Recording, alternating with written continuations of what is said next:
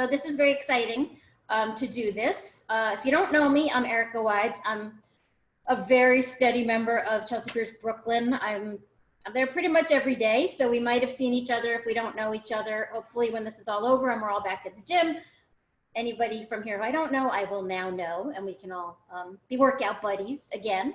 I don't know about you guys, but I am really missing having that club around the corner. It's been rough. I'm not in Brooklyn. I actually left when this all started to go wrong, and I headed upstate, so I'm actually cooking in not in my own home kitchen, but nonetheless, I am still pretty good here, pretty comfortable here.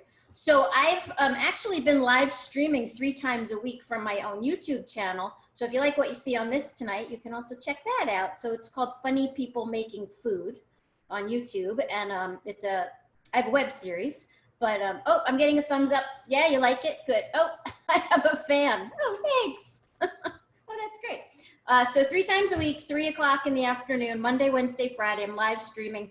Very similar to this, really easy, simple, how to cook from your pantry and how to use up pantry staples, or how to work with pantry staples so that you don't have to keep going to the store, because going to the store now is a hazardous activity. So you want to try to use all that stuff you hoarded a few weeks ago, or at least whatever you have sitting around in your pantry all of this time. So what I wanted to do tonight, though, was make 2 different pasta recipes, because we have a lot of pasta here in the pantry. I don't actually really eat pasta that much anymore as I've gotten older. It just, like, those kinds of carbs don't work so well for me. But I do make an exception for whole wheat pasta, because I feel like that one works better for me, and it has more protein, it has more fiber. And what I like to do when I make pasta dishes is I do what I call reverse ratio pasta. So I have a lot more stuff and a lot less pasta in the dish. So it's like I have like a lot more vegetables and a lot more proteins or beans or whatever. And then the pasta is just sort of in there to like tie it all together, literally and figuratively. And that seems to work for me. And so what I want to do is show you how to do 2 versions of this dish tonight, one using canned fish and one using canned beans, because those are great pantry staples. Even if we're not in the situation we're in right now, those are great things to keep in your pantry, just to have around. They're great sources of protein. They don't go bad. You don't have to refrigerate them. So they're good to have. So even when it's not apocalyptic times in my house, which is right around the corner from the gym, we always have canned beans and canned fish. I'm a big fan of both of them. I've been a chef for like 25 years. I can cook all sorts of fancy shit, but when it comes down to it, what I really want is basic staple stuff. You know, you don't want to eat like foie gras and truffles every night of your life, or really most nights of your life. So what we're going to do tonight, like I said, is do these 2 simple pasta dishes. I'm using whole wheat spaghetti, but you could use any pasta shape that you like for this. Although I think it's more conducive to something long and thin as opposed to something chunky, but whatever you like, you know, I'm not going to judge you. And then I'm going to use some beans. These are white beans. These are actually not canned beans. These are white beans that I cooked this afternoon, because I realized that I have about 47 cans of black beans, and I only had dried white beans, and I wanted to use the white beans. So I cooked these off this afternoon. It took about an hour, and I left them in the cooking water, and that's really important, because that cooking water will help to keep them kind of plump and moist and juicy. But also that cooking water is now filled with soluble fiber, and that fiber is going to be really valuable when we start cooking this recipe. So if you're using canned beans, don't ever drain your beans if you're putting the beans into something, because that liquid is really useful. It's like a thick stock that you can use. Okay, we're also going to use some different greens. I had a bunch of dying broccoli rabe in my fridge, and I want to use it up, because that's what this is all about. Using what you have, using your pantry staples. So here is my somewhat wilty broccoli rabe, but it's still perfectly fine. I mean, unless it is like literally covered in mold and rotting, I still use it. I am a huge advocate against not wasting food. That's like one of my major issues right now, is food waste, especially now. So unless it's like, you know, ready for the compost bin, you can use it. I'm also going to use some cabbage. So we're going to do 1 version with broccoli rabe and 1 version with cabbage. And these are toasted walnuts. And what I did, they're just chopped walnuts from Trader Joe's back when you could still get in there. And I actually put them on the tray in the toaster oven, and I just toasted them up until they're golden and they smell good. I wish Zoom had a smell option, because when you toast walnuts, they smell so good. So I hope everybody can get a pretend whiff of those. Some onions, some garlic, a little bit of cheese. I didn't have any Parm, but this is Asiago, which is a semi-hard grating cheese. It's fine. It's actually melting sitting here. And then a little can of sardines, but you could use canned tuna, canned salmon. I just really like canned sardines. They're really, really good for you. Very high in omega-3s. And if you get the ones with the bones, then you get a big dose of calcium from eating those bones. And you know, ladies and gentlemen, we all need that calcium. Okay, so I'm gonna just set all this stuff aside over here. And everybody can hear me okay, we're good, the view is good, the lighting is, I tried to make my lighting good, but it's a little shadowy in here. Okay, and like I said, unmute your mic if you have questions, feel free to speak up. This is about us, not about me. This is our interactive time tonight, okay? Imagine, you know, we're in a class out on the turf and we're interacting. We're doing a partner workout here. Looking good, girl. Thank you. Thank you. Who was that? I heard a voice. Oh, okay. Good. Okay, so I'm gonna get this pan heated up a little bit. I'm gonna just get a low flame on that for now. And I have some water going for my pasta, but what I actually did earlier was I par cooked the pasta, which is kind of a restaurant trick. You cook it until it's about 75% done.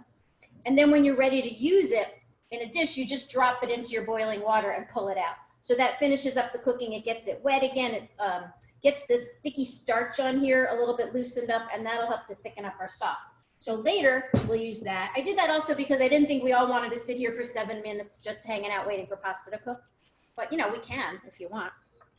Okay, now I'm gonna do a little bit of cutting, and I'm going to angle this down so you can see my cutting board. So you're not gonna see me as much, see my lower half, which I'm trying to keep toned and fit. I've been doing a lot of squats, a lot of online working out, but you know, it's not the same.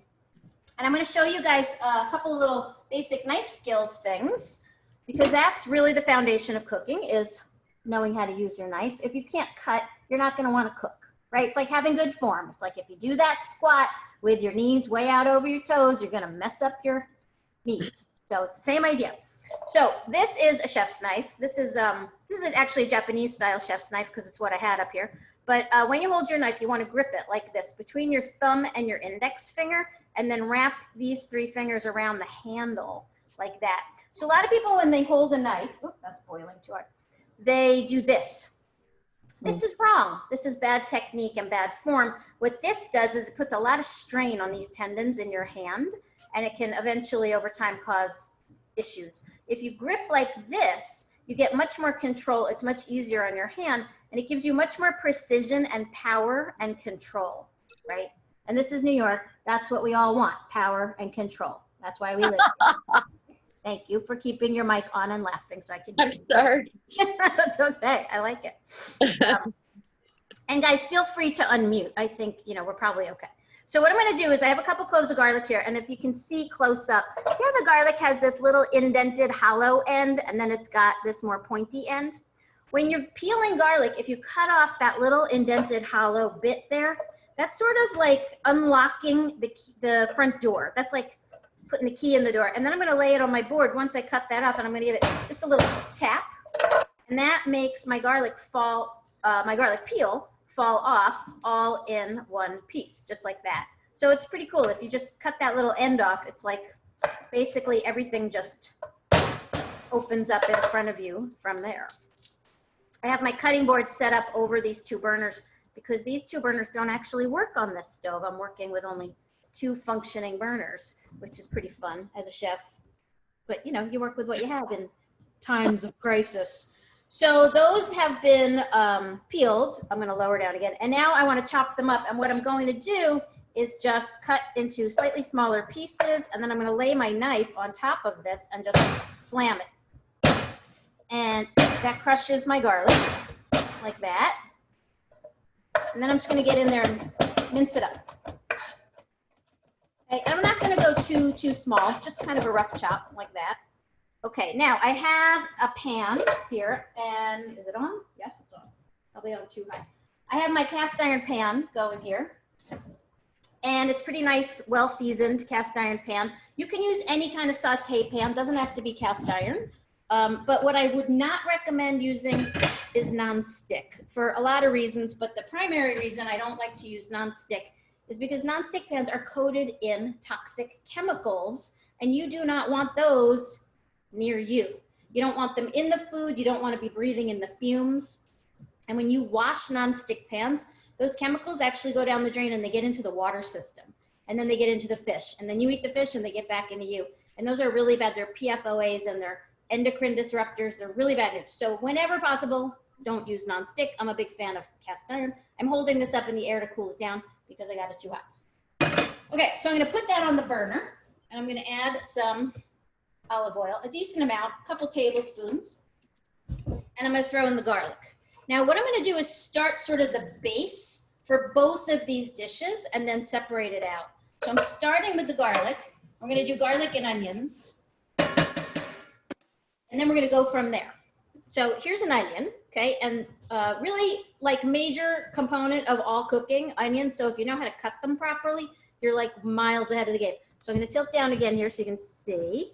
I'm gonna show you that the onion has roots on one end and a pointy stem end. When you cut up an onion, you always wanna keep those roots attached. Just watching my garlic so it doesn't burn, very low. Keep those roots on your onion. You'll see why in just a second. So what I'm gonna do here is slice off the stem end, the top, and then that gives me a little flat safety base so that that onion won't roll away. And then I cut through the roots. Then I can peel. So this only has one little layer of peel on it, but it's always easier to peel your onion once you have cut it in half, like that. Garlic's looking okay. Now, the reason we leave those roots on is because I'm ready to dice, and when I'm ready to dice this onion, what I do is I make little parallel cuts going straight up and down through the onion to the board, but not through those roots. So you see how the roots hold it all together? So the roots kind of lock it all together. Give our garlic a little stir. Then I can turn back around parallel and start slicing. And when I cut, it's in a forward gliding motion. That's how knives are designed to cut. So when I'm cutting this, I'm not going like this. I'm not pressing straight down. I'm actually gliding. Okay, and that's how a chef's knife is meant to cut, unless you're doing what I did with the garlic, which is mincing, where you go up and down like that. Right, so I'll do this other half. This is a very sharp knife, so I get a nice clean cut. And because my knife is really sharp, I don't cry when I cut onions, because guess what? The sharper your knife, the less you cry, okay? That is a rule of professional cooking, of all cooking. I used to teach real culinary school. I mean, as opposed to like recreational. And that was what we used to tell our students: the sharper your knife, the less you cry. Okay, now our garlic has taken on a slight golden color, not too dark. You don't want to go beyond kind of pale gold, or it starts to taste acrid and burnt. Just let that garlic pick up a little more color, and then we're going to add our onions. So we're going to do the onions and garlic first. And while those cook down, we will cut up the rest of our vegetables for this. Okay. I'm just going to start to get those going here. And hopefully my smoke alarm won't go off, because in this kitchen, there's this crazy trigger happy smoke alarm. So what I have to do is I have a fan blowing on it, blowing away from the kitchen. Because like literally if I like make toast, the smoke alarm goes off. So if you see me, if you hear a loud noise and I'm running off screen, that's because of the smoke alarm. But I think we're okay. I figured this out. Okay, we're gonna get those going. Now the broccoli rabe, I'm just gonna give that a rough chop, but the stems on broccoli rabe can be very thick and very fibrous, and broccoli rabe can be a little bit bitter. So what I'm actually gonna do is slice those stems up really thin. Give you a view here. So I'm going very thin on the stems because they're so fibrous. I wanna cut them really, really small. But then when I get up more toward the leaves and the florets, I go a little bit wider because I wanna keep my nice florets. Now for this recipe, you can do any kind of greens. You could do cabbage, spinach, kale, mustard greens, whatever you have. You know, if you have like some wilty greens sitting around, you can do any of them for this, and it's great that way. Okay, I'm actually gonna move this pot off so I can get my other pan on. Hold on. I'm gonna put a second pan on my big 2 burners here. And in a second, I'm going to throw the broccoli rabe into one pan with half of this. I hate not seeing my face. And we'll do cabbage in the other one. So I'm going to just set my broccoli rabe aside for a sec into my little bowl. Any other vintage Pyrex collectors out there? Ooh. I have so much. You ever want to have a little Pyrex swap? Let's talk. Andy, maybe we can do that as a special event one night at the gym, like trade your vintage collectibles. Okay, so broccoli rabe's going off to the side. Now, I'm obviously not going to use this entire head of cabbage, but one of the reasons why I wanted to do this using cabbage tonight is because, let's face it, cabbage is a food of survival and of survivors. If you think about many of the world's great cabbage-eating cuisines, they are all from cold northern places that have experienced famine. Places like Russia and Korea and Ireland, all those countries that are cold northern countries that have had great famines in history, they are all big cabbage-eating countries because cabbage is a food of survival and of subsistence. And if you have a cabbage around, you can feed a lot of people because they're big, they're bulky, they're very fibrous. Also, guess what? Did you know cabbage is very high in vitamin C? Did we know that, people? Cabbage is super high in vitamin C. It's actually got more than some citrus. So that's why in those cold northern countries, people used to rely on things like cabbage for their vitamin C because, 100, 150 years ago, there were no oranges being shipped, up to northern Russia. I mean, it's true, right? It is. My mom emigrated in 1949 from Russia. She had never eaten an orange until she got here in 1949. That was her first orange. So it wasn't that long ago, right? Now, my onions and garlic are looking good and they're getting soft. So what I'm going to do is split this out because we're going to multitask here. We're going to do 2 recipes at once. So we're putting half in there and half in here. One's going to be our fish version and one's going to be our bean version. I'm going to hit this one with a little more olive oil. On my live stream 2 days ago, I actually did a whole show all about cabbage because I'm such a believer in cabbage. I bet no one's ever said that ever in the history of people. I'm a believer in cabbage, but it's so good for you and it's so versatile. And what I love to do also is chop it up and roast it. So you chop it up in a big chunks, toss it with olive oil, add some salt, add some spices, put it on a sheet pan in the oven and cook the shit out of it. That is the technical terminology for it. You cook it until it's really crispy, golden, crunchy. It's amazing. It's like nothing like the cabbage we think of when we think of like terrible boiled cabbage. So I love roasting it, but we're going to saute it. I'm going to tilt down again, show you a little more cutting. I'm just going to cut this in half, and then I'm going to use my knife just in that same forward rocking motion. And you see how these fingers are kept curled, tucked under. It's all about good form because I don't want to cut those off because I need them. So it's just this forward gliding slicing motion. You want to go as thin as you can so that it's nice and tender. Like that. So if you're making a slaw or you're making like a cabbage salad, or maybe you want to make your own sauerkraut, which is actually really easy to do, cut it up nice and thin, just like this. Okay. Now that looks like a lot, but it's going to cook down to not very much. I'm turning both of these up. So we've got our onions and our garlic going in both pans now. You guys can see those. Yep, good. Okay, and into one of them, we'll add our broccoli rabe. Broccoli rabe, you'll go in the back. I love broccoli rabe so much. It's sort of like at a tie with cabbage, but I always say that if you were allowed to marry a vegetable, I would marry broccoli rabe because he's my guy. I love him. And when it's on sale, I go to the store and I buy it all. And then I just cook it all down. Okay, so broccoli rabe's going in the pan and cabbage, you're going in here. And this one. And then I think what we're gonna do here is, oh, somebody just texted me. My sister just texted me, in case you heard that, saying she's a little tipsy. She likes to be informed of how much wine she's drinking. Aren't we all these days? Thought I turned off my notifications, but I guess not. Okay, so we're gonna let this saute. Now, along with the vegetables in here, I'm going to add what is most definitely the most important #1 ingredient in your kitchen, which is salt. Good salt. This is kosher salt. That's what I like to use for pretty much everything I cook.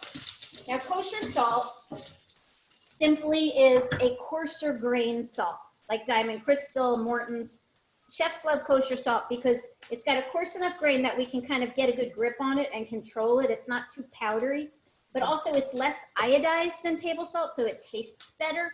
And because of the shape of it, this Diamond Crystal shape, it doesn't melt on contact with food, which is important because if I were sauteing, let's say a piece of meat or a piece of fish, and I salted it, I don't want that salt to melt because it would make the food wet. And when you saute proteins, you want them to be dry on the surface when you put them in the pan.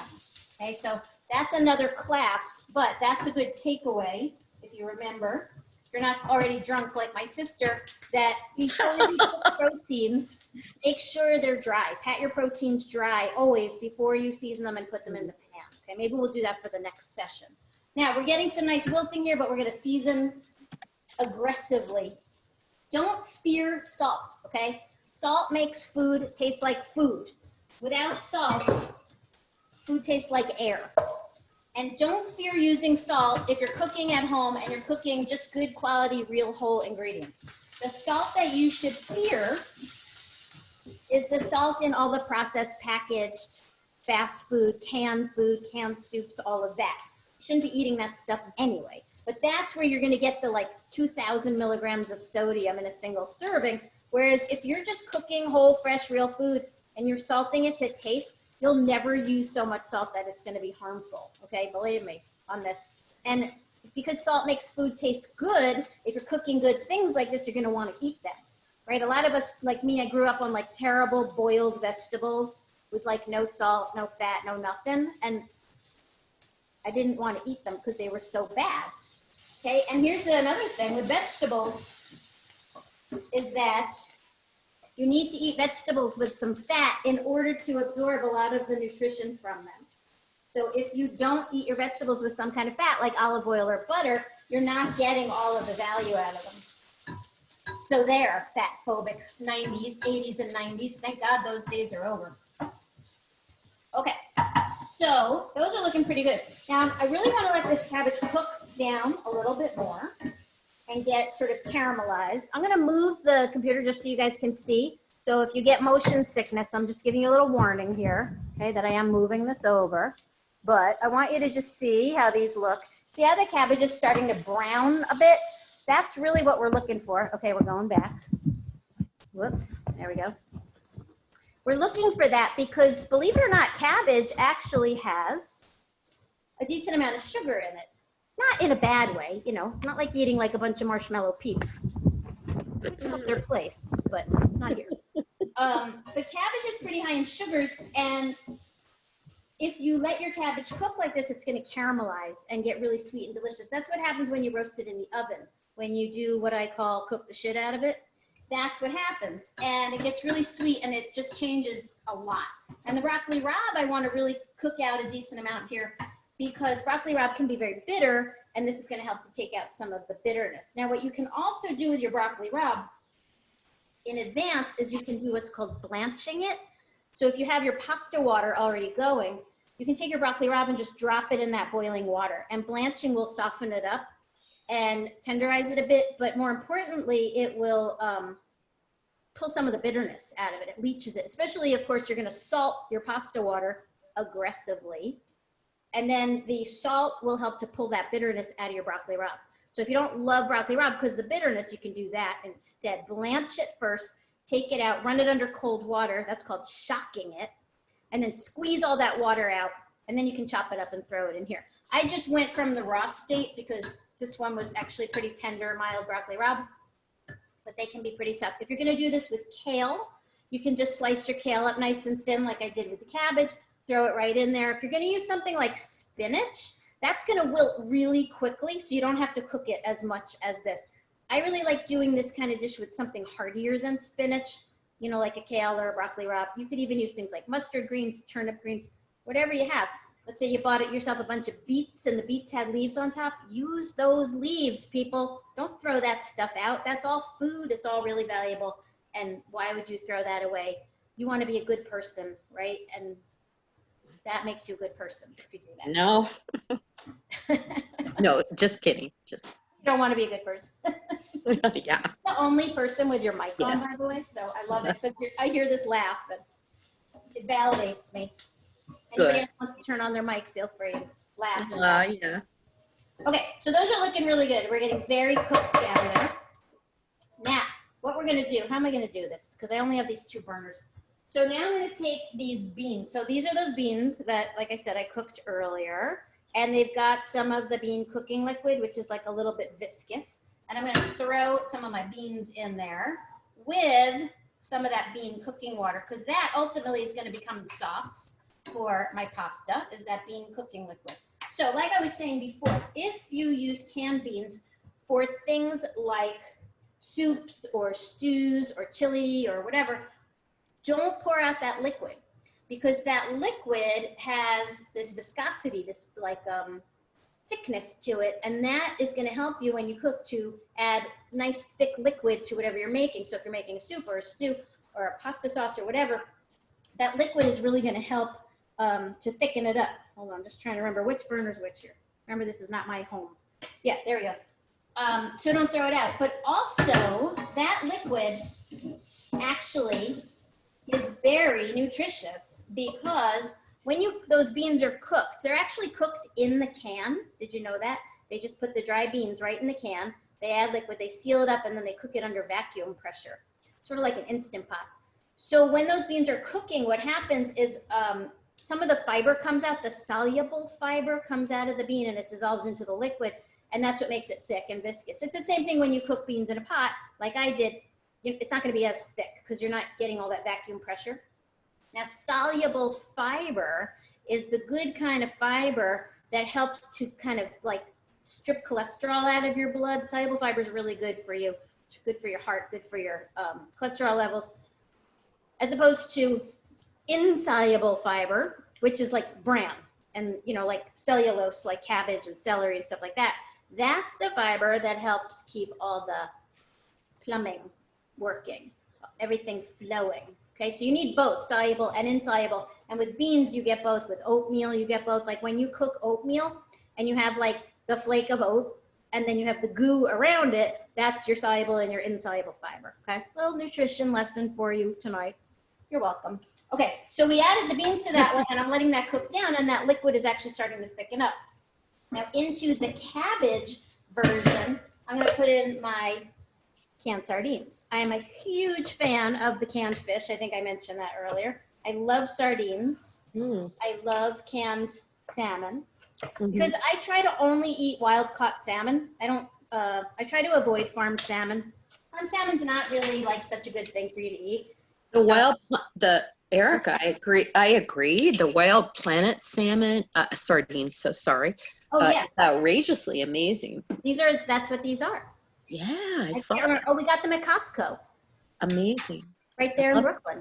Yeah. Yeah. Yeah, woo, Brooklyn. Yeah, so I try to avoid farmed salmon, because farmed salmon are fed lots of grain, like corn and soybeans, and tons of antibiotics. And none of those things are very good for us. But wild salmon, they just eat fish and plankton and algae. That's what they're supposed to eat. But all canned salmon is wild salmon. Okay, so you don't even have to worry about it. If you're buying canned salmon, it's always wild salmon. So you don't even have to look at labels. But if you're going to buy fresh salmon or frozen salmon, try to get the wild when you can. It's more expensive, but it's worth it. Okay, and guess what? Trader Joe's sells it, like over the one at City Point, where they have the fresh salmon. Like the first 3 shelves are all farmed. It's called Atlantic, which means farmed. And then above it, high up, they have some wild salmon from Alaska. You should buy that. Okay, now I'm going to take these sardines, and oil and all. I'm not going to drain them, because we want that oil. That's good. That's olive oil and lots of fish oil in there. I'm just going to plop them right in there with my cabbage. Now, unfortunately, sardines, along with cabbage, I have a bad reputation. I think people think of them, at least people like old enough like me to have maybe parents or grandparents who lived through the Depression or wars. They think of things like cabbage and sardines as like poverty food or like hard times food. Well, guess what's happening again right now, people, right? So let's re-embrace all those poverty foods. But they're actually nutritional powerhouses, really high in omega-3. You're way better off eating a little can of sardines than you are going out and buying like a slab of some farmed nasty fish, or something disgusting like tilapia, which is farmed in, let's just say, developing countries that don't exactly follow the rules or do things that right. Okay, so don't eat all that farm crap. Instead, eat this. Okay, so I added my sardines to this version, and I'm gonna switch to the different spoon. Now, the bean liquid is like pretty much evaporated out of that, so I'm gonna add a little bit more. If I had some chicken stock in the house, I might add a little chicken stock to that, but a really good secret of cooking good pasta dishes is that when you cook pasta, the water that you cook the pasta in is actually filled with starch. The starch drains off of your pasta and it gets into the water and it makes your pasta water into this nice, sticky, viscous solution. I'm gonna turn that back up. And then when you're cooking a pasta dish, what you do is you start cooking like this. You start with your aromatics, which is things like your onions and your garlic, and then you add your firmer vegetables like we just did, and then you can add proteins, things like that. But then when you go to add your pasta, you add some of this magic stuff because that pasta liquid is filled with starch, and that starch is going to make that sauce stick to your pasta. So it's like little bits of glue. Oh, I'm seeing some comments. Anybody have a recommendation for a knife? Oh, Jane, that was you. You're very interactive. Yeah. I recommend for knives a brand called Misen, M-I-S-E-N, Misen. They're a new company. They were like a Kickstarter that just went insane. I've been a chef for 25 years and I've used like every knife, German, Japanese. Those are like the best knives I've ever used. And I don't work for them. I wish I did because I probably sold many to them, but they're great. And they're about half the price of a regular chef's knife. So, Thanks, Erica. What's that? Thank you, Erica. Oh, you're so welcome. And they're making pans now too. And I did their Kickstarter for one of their pans, and it's supposed to be shipped to me, but who knows now if anything's ever coming again. But anyway. Yeah, so any other questions? Broccoli Rob rocks. Oh, Broccoli Rob. Oh, sorry. I thought you were talking about somebody we know at the gym. Yeah. No, I like the comments. Keep them coming, people. I can't even tell who's out there, so I want to know who's watching. Any of my buddies from boxing? No? Okay, so that's cooked down. Now you can see that the sardines they basically just dissolve. They fall apart when you put them in anything hot. And so those have fallen apart. Now I'm bringing my pasta water back to a boil. And when you work in restaurants, like I said, this is how you do this. You cook, you pre-cook your dry pasta like that. You don't do it with fresh pasta because that only needs like a minute to cook. So you don't have to do it, but you pre-cook your, wrong one. You cook your dry pasta. There we go. Like I said, not my stove. Cook your dry pasta, and then you take it out of the water, but you don't rinse it. Don't ever rinse your pasta. Do not wash it off. You want that starch on the surface. And what you do is you just kind of spread it out on a sheet pan and let it air dry. And as it's air drying, all that liquefied starch on the surface dries out and gets really sticky. So of course you can't feel this, but it's actually quite sticky to the touch. And that's what you want because then that is going to help your sauce to cling to your pasta. Okay, so don't wash it off. So I cooked this. It's pretty close to being done. I would say it's at about 80%. And then I'm bringing my pasta water back up to a boil. Now we talked about how important salt is in cooking.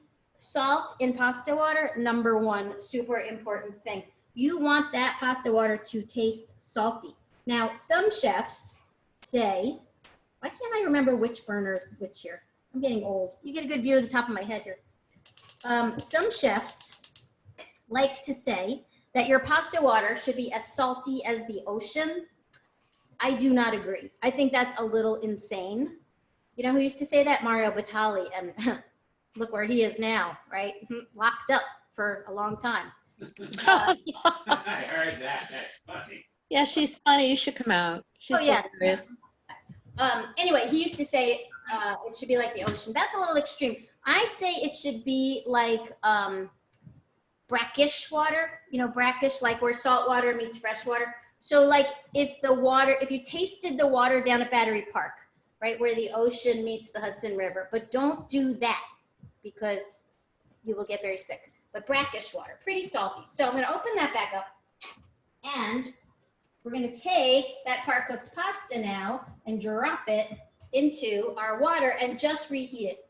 Now, this pot that's on the stove, in technical terms, is called your flash pot or your flashing pot in restaurants. And you would keep a pot of it like this sitting on your stove if you had pasta or anything that needed reheating in water on your station. And then you were using it for pasta, by the end of the night, the water, you replenish it, but the starch in there would really concentrate. So by the end of the night, you would have this really great kind of gluey solution that would be amazing for cooking pasta dishes. Okay, now I'm just, like I said, flashing that. I'm basically just reheating it. And then I'm gonna pull it out and add half to each pan, like that, or not very good eyeballing. And you know, of course, when you work in restaurants and everybody is, you know, a Batali-esque kind of pig, there were always plenty of jokes about your flashing pot and who was going to get flashed with the flashing pot. And that's why I left the restaurant world to become a teacher 20 years ago, because I couldn't take it anymore. Okay, so that's going to go in there. And then we're just going to start stirring these together. And if we feel like we need more liquid, this is where we would add some of that pasta cooking liquid. Now you could also, like I said, throw in a splash of chicken stock or veg stock or more bean liquid. But this pasta liquid now has all that starch and it has lots of salt in it, which we love. So now I'm going to move this again, because like I said, only 2 burners. This is why when I do my live stream 3 days a week, I call it cooking from the fallout shelter, because I'm doing all of this on 2 burners and I feel like I'm kind of working out of a bunker. So I'm going to get these really hot again now. So this is where when the pasta goes back in the pot, back in the pan, you want to crank the heat up, because what you want to do now is start kind of evaporating some of the water out, but also you want to get that starch reduced. So we just added that pasta cooking water. We want to force some of the water out, but leave all that starch behind and get this thick enough so that the starch kind of regelatinizes and it sticks to our pasta like that. And you'll get this really nice kind of creamy, thick sauce building up. And this is a super important step if you do this sort of pasta cooking. Now, if you're just cooking spaghetti and you're like making a pot of marinara, you just pour that over the top and serve it. This is more for sauteed sauces that you do right in the pan, like this. And you can't really see it, but what's happened in this one is most of the water has evaporated out. It's thickened up, but there's like a nice kind of gooey, thick coating on my pasta in a good way, gooey and thick in a good way. And those look amazing, just like that. So there we go. Now, if I wanted a little bit liquidier, I could add a splash more of that valuable starchy liquid, just like that. You could also throw in more olive oil at this point, or you could add some butter. So either one is great. I'm a big fan of using good fats, olive oil, butter. I'm going to add a little shot of olive oil to that one because it goes really well with the broccoli rabe. But remember, in this one, we use that whole can of sardines with their oil. So there we go. And then we're going to finish both of these off. Those look amazing. With our toasted walnuts. Turn these off. So these are the toasted walnuts, but remember I said you could also use, no, I didn't say this. I said it in the ingredient list. I don't know if anybody's cooking along, if you're all just like watching this as entertainment. If anybody's cooking along, send me a little message and tell me. But you could use slivered almonds, you could use pine nuts, whatever you got. Like I wouldn't use like peanuts, that might be a little bit weird, but you know, you do what you can do. Oh, you're Karina Green, I don't know you, but you're watching and cooking along, woo! Are you doing the bean version or the sardine version? She's typing. Okay, so good sprinkle of those nuts. Of course, if you're allergic to nuts, don't do this. You probably know that, not to do it. But you could also use some toasted breadcrumbs instead if you didn't want to use the nuts. Or you could use something else crunchy. Like what? I don't know. Or maybe just leave them off. So I'm just going to toss in those toasted walnuts because I really like the flavor of the walnuts and I like that little bit of crunch that they add. And then here's the one last thing is the cheese. Now you could use some grated Parm, some grated Romano. I'm only gonna put the cheese in the broccoli Rabe version. And that is simply because in Italy, there's this really, really deep aversion to putting cheese with seafood. Oh, they're doing the sardine version, great. Delia, hi, I'm getting messages from people. This is so nice. So the Italians have this really kind of intense disgust of combining cheese and seafood. I don't have a problem with it. I'm not Italian, okay? I know I look it, but I'm not. I'm just Russian Jewish, you know, New York, like everyone else. I look it. Sometimes I play one in commercials. What was I saying? Oh yeah, seafood and fish. Oh, hi Delia. Oh, what did you ask? Avocado versus olive oil. For this, olive all the way, because you want it to taste good. Avocado oil has no flavor.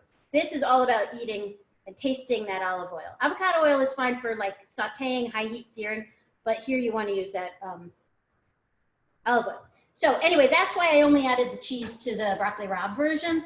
But of course, this is America. We still have some rights for now and some freedom. And if you want to put cheese in your seafood pasta, you do whatever you want, okay? Because this is America and that's what makes us great, is that we can do that. I'm just not gonna add any to mine because I think cheese and sardines is kind of gross. But you do what you want. Also here I have a few little chili flakes. These are actually Aleppo chili flakes, but any kind of chili flake. And I like that with the broccoli Rabe and the beans. I think that's a really good combo. Now, before we wrap things up here, I'm gonna do what everybody needs to do with their food before they serve it to people, okay? And that is, I have to taste because, oh, any other comments? Thank you, funny and sounds. Oh, you're so welcome. I love seeing people I know out here. So here, people, I'm gonna leave you shortly, but I'm gonna leave you with a very important little pearl of wisdom, okay? And that is that in cooking and in life, always taste before you commit, okay? So just let that sink in. Think about what that means for you personally. Taste before you commit. Let's just take a moment and everybody ponder that. What does that mean? For some of us, it's too late. We committed 20 years ago and we're in, and you know, that's fine. Nuts in both recipes. I did put nuts in both recipes. You don't have to, but nuts and sardine are a good combo. So I'm gonna taste both of these. And I'm just gonna be eating these for dinner anyway, so I can double dip with my spoon. Oh yeah, that's so good. You know what, we're gonna put the chili flakes in this one too. Yum. Such humble ingredients. I'm gonna taste a little bit of this one. And what I'm tasting for here, mostly is that I have enough salt, but also that I have enough moisture. I don't want it to be a dry dish. And my cheese actually melted on this one. Can you guys see that? It's like getting a little gummy and gooey, and that's good. Gummy and gooey in a good way. Very alliterative. Taste that again. Let's see. Yeah, that one's good. You want to make sure when you cook that, number one, your food has enough salt. Because remember, salt is like the most important thing. And, oh, thanks, Delia. And remember, salt makes food taste like food. But after the salt, like when you taste your food and you think, it tastes okay, it's got enough salt, but something's not quite right.